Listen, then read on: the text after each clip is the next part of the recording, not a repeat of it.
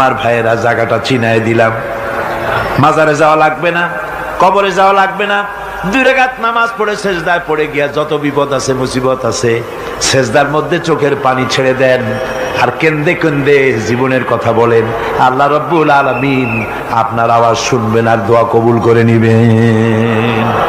কাঁদতে হবে আল্লাহর কাছে। কার কাছে? আল্লাহর কাছে। আর এরপরে সে যদি আমি আল্লাহর কাছে ক্ষমা চাই,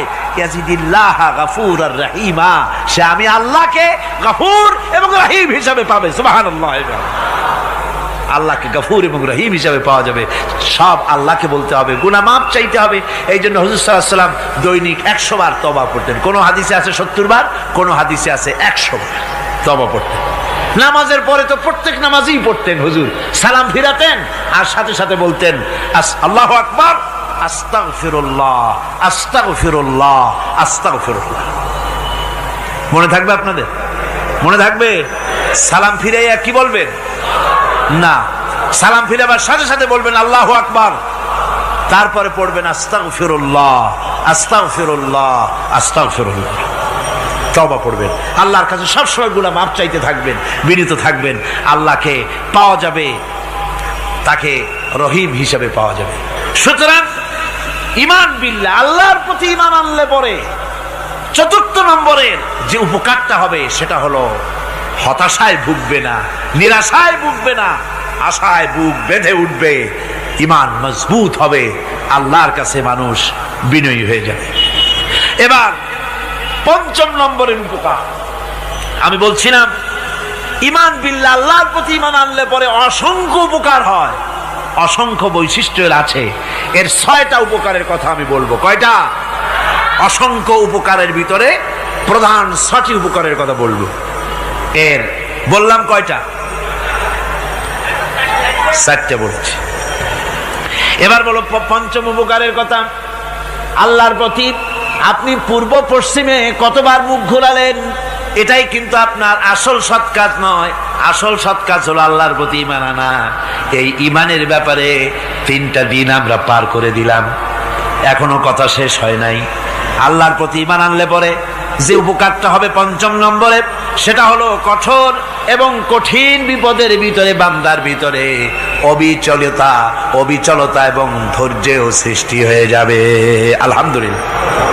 কঠিন বিপদ মুসিবত আসলে পরে সে অবিচল থাকবে। সারা দুনিয়ার বিপদ আপদ, শত্রুতা, দুঃখ, কষ্ট, মুসিবত, জুলুম, নির্যাতন সবকিছু পাহাড়ের মতো উঁচু হয়ে তাকে ঘিরে ফেলবে, কিন্তু তাকে এক চুলও নাড়াতে পারবে না। আলহামদুলিল্লাহ। সারা পৃথিবী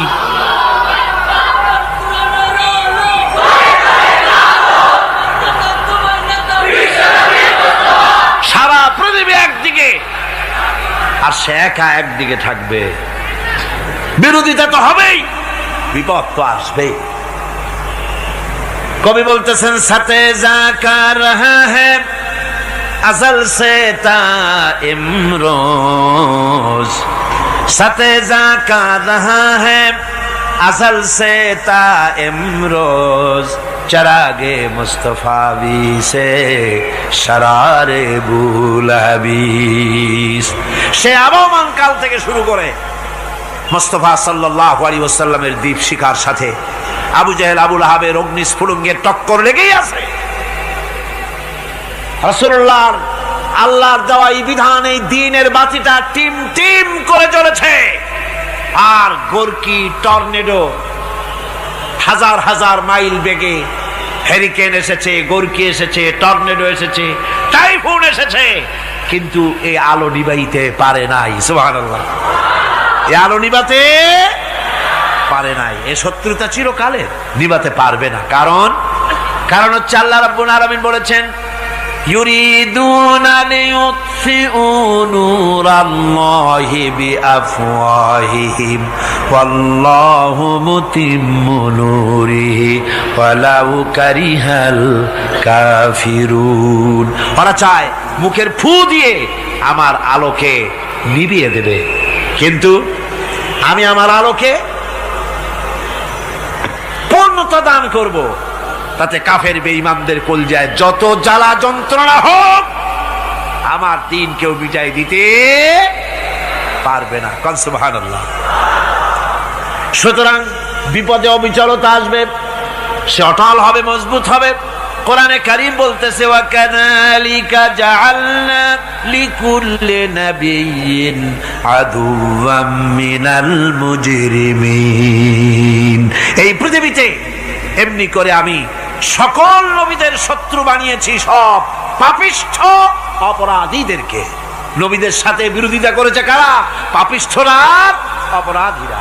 আজও খুঁজে দেখেন, আজও ইসলামী আন্দোলনের বিরোধিতা যারা করে সবগুলি কি? পাপিষ্ঠ। সত্য কিনা কর? ইসলামী আন্দোলনের বিরোধিতা যারা করে হিসাব করে, চোখ দিয়ে তাকায় দেখেন, খুঁজে দেখেন তাদের নামগুলি। মদখোর, জিনাকার, বদমাশ, চোর, হাইজাকার, বেনামাজি, লুটেরা, মিথ্যাবাদী, সবচাইতে সমাজের নিকৃষ্ট লোকগুলি ইসলামের বিরোধিতা করে।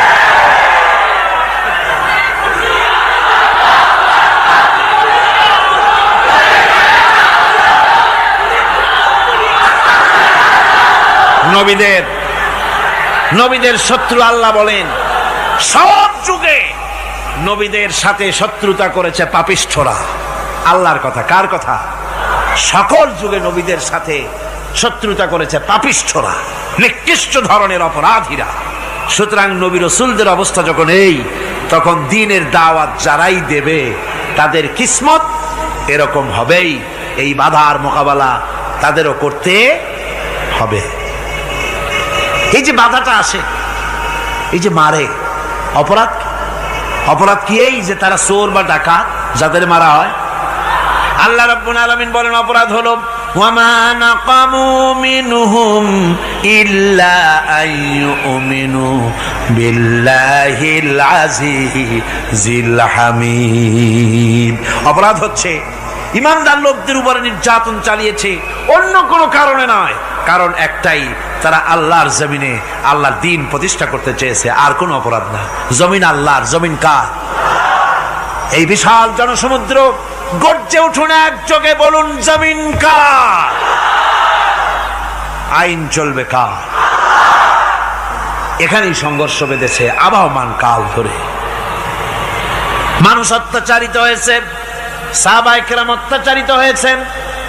বুখারী শরীফের হাদিসে এসেছে, রাসূল করিম সাল্লাল্লাহু আলাইহি ওয়াসাল্লামের কাছে হযরতে খাব্বাব গিয়ে উপস্থিত হয়েছিলেন। হযরতে খাব্বাব বলেন, হাদিসটা এভাবে লেখা হয়েছে বুখারীতে, ওয়ান খাব্বাব বিন আরিদ রাদিয়াল্লাহু তাআলা আনহু قال شكونا إلى رسول الله صلى الله عليه وسلم وهو متوسد بردة له في ظل الكعبة। রাসূলুল্লাহর কাছে গেলাম, কাবা শরীফের কাছে গিয়ে দেখি নবীজি একটা চাদর গায়ে দিয়ে তিনি আরাম ফরমাচ্ছিলেন কাবা শরীফের ছায়ায়। সেখানে গিয়ে বললাম, আলা তাস্তানসিরু লানা আলা তাদউ লানা ইয়া রাসূলুল্লাহ, হে আল্লাহর রাসূল, আপনি কি আমাদের জন্য আল্লাহর কাছে দোয়া চাইবেন না? আপনি কি আল্লাহর কাছে আমাদের জন্য সাহায্য চাইবেন না? আমাদের লোকগুলিকে, মুসলমানগুলিকে মারতে মারতে তো শেষ করে ফেলে দিল। তারা আমাদের সুমাইয়াকে মারলো, আমাদের খাব্বাবকে উটের সাথে পায়ের দড়ি লাগায় টানলো, আমাদের খোবায়েবকে তারা আগুনের উপরে চিৎ করে শোয়ায় রাখলো, না খায় রাখতেছে, মারতেছে, কষ্টে তো শেষ হয়ে গেলাম। হুজুর, আপনি কি আমাদের জন্য দোয়া করবেন না? হাদিস শরীফে এসেছে, নবীজি উঠে বসলেন সোজা হয়ে। নবীজি বলেন, ও আমার সাহাবী, ও খাব্বাব, শোনো, তোমাদের আগে এই পৃথিবীতে যারা দ্বীনের দাওয়াত দিতে এসেছিলেন তাদেরকে সমকালীন রাষ্ট্রশক্তি, সমাজ শক্তি তাদেরকে ধরত। ফায়ুখাজুর রাজুলো, তাদেরকে তারা ধরত। ফায়ুহফারু লাহু ফিল আরদ, আর তার জন্য জমিনের ভিতরে কবর বানাইতো। ওই কবর ফায়ুজালু ফিহা, ওই কবরের ভিতরে তাকে কোমর পর্যন্ত গেড়ে দিত। সুম্মা ইউতা বিল মানশার, এরপরে করাত আনতো। ফায়ুদাউ আলা রাসিহি, এরপরে ওই করাত তার মাথার উপরে রাখতো। ফায়ুজালু নিসফাইন, এরপরে করাত দিয়া চিরে জীবিত মানুষটারে দ্বিখণ্ডিত করে ফেলে দিত। মা ইয়াসুদ্দুহু যালিকা আন দীনিহি, ও আমার খাব্বাব, এত কষ্ট দেওয়ার পরেও সেই যুগের কোন মুসলমানকে, দ্বীনের দায়ীদেরকে আল্লাহর দ্বীন থেকে এক চুলো তারা সরাই দিতে পারে নাই, এক চুলো সরাতে পারে নাই। ওয়াল্লাহি ও খাব্বাব, আমি আমার আল্লাহর নামে কসম করে বলছি, লা ইউতাম্মান্নাল্লাহু হাযাল আমরা হাত্তা ইয়াসিরার রাকিবু মিন সানা ইলা হাযরামাউত। আমি কসম করে বলি আল্লাহ রাব্বুল আলামিনের এই সানা থেকে হাযরামাউত পর্যন্ত লোকেরা যাতায়াত করবে, সুন্দরী রমণীরা গমন করবে, সদাগরেরা যাতায়াত করবে, টাকা নিয়া পয়সা নিয়া যাতায়াত করবে। তাদের মনের মধ্যে লুটের ভয়, টাকার ভয়, চুরির ভয়, ডাকাতির ভয়, জেনার ভয়, হত্যার ভয়, ধর্ষণের ভয়, কোনো ভয় থাকবে না। লা ইয়াখাফু ইল্লাল্লাহ, আল্লাহ ছাড়া কোনো ভয় থাকবে না। এমন একটা সমাজ, এমন একটা সময় আসবে। ওয়ালাকিন্নাকুম তাস্তাজিলুন, অথচ খুব তাড়াহুড়ো তোমরা করতেছো। তাড়াহুড়ো করো না, সময় আসবে ইনশাআল্লাহ। আমার ভাইয়েরা, আমার বন্ধুগণ, কঠিন বিপদে অবিচলতা এবং ধৈর্যের দৃষ্টান্ত রেখে গেছেন আম্বিয়া আলাইহিমুস সালাম। সুবহানাল্লাহ। কঠিন বিপদে অবিচলতা, দৃঢ়তা, ধৈর্য কারে বলে, তার দৃষ্টান্ত কারা রেখেছেন? আম্বিয়া আলাইহিমুস সালাম। ওনারাই আমাদের আদর্শ, নবীরাই আদর্শ। সাহাবায়ে কেরাম রিদওয়ানুল্লাহ তাআলা আলাইহিম আজমাইন আমাদের আদর্শ। ভাইরা আমার, মুসা আলাইহিস সালামকে ফেরাউন যখন ঘিরে ফেলে দিল, কোরআনের সব কথা গল্প গুজবার ইতিহাসের জন্য লেখা হয় নাই। কোরআনের মধ্যে যা লেখা হয়েছে সব বান্দাদের উপদেশের জন্য, যাতে করে লোকেরা চিরটা কাল এর থেকে উপদেশ নিয়ে নিজেদের তৈরি করতে পারে। জোরে বলেন সুবহানাল্লাহ। মুসা আলাইহিস সালামের কথা আল্লাহ বলেন, ফেরাউন তাকে ঘিরে ফেলে দিল, পালাবার রাস্তা নাই। ফালাম্মা ترى الجمعان قال أصحاب موسى إنا لمدركون। মুসা আলাইহিস সালামের উম্মতেরা বললেন, হে মুসা, পাকড়াও হয়ে গেছি, পালাবার রাস্তা নাই। তিন দিক থেকে আমাদেরকে ঘেরাও করেছে ফেরাউনের শক্তি। সামনে কি? দরিয়া, আর তিন দিকে কি? ঘেরাও আন্দোলন। পালাবার পথ নেই, পালাবার পথ নাই। সারাশি আক্রমণ, ঘেরাও আন্দোলন। এই যে ঘেরাও টেরাও তো আজকে নতুন নাই, ঘেরাও আসছে অনেক আগের থেকে। আসলে কথা বুঝতে পেরেছি।